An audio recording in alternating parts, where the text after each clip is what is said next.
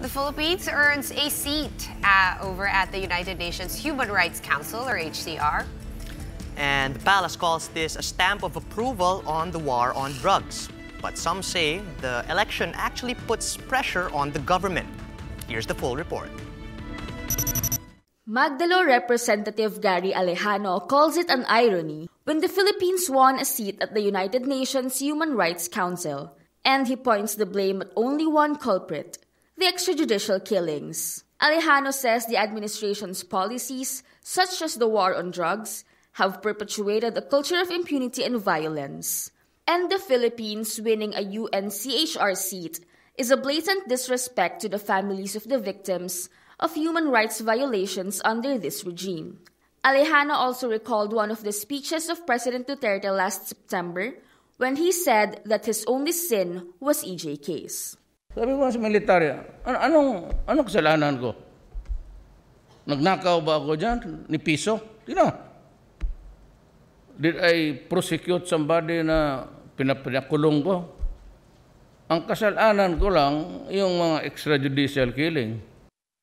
But for former Commissioner of Human Rights Eta Rosales, regardless of how our country is currently dealing with human rights cases, being back at the UNCHR is a welcome development. I don't look at it as a mockery because being elected to the UN Human Rights Council is something that we should always claim for in behalf of the 106 Filipinos.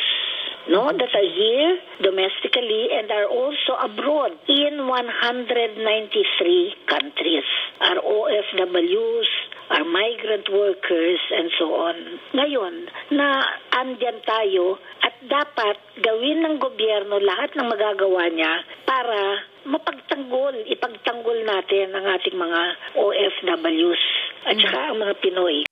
The Philippines received 165 out of 192 votes from UN member states to be back in the Council for another 3-year term. Presidential spokesperson and chief Salvador Panelo says this dismisses claims of the administration's critics regarding the war on drugs. Commission on Human Rights spokesperson Jacqueline Diguia, on the other hand, says this re-election puts the pressure on the state.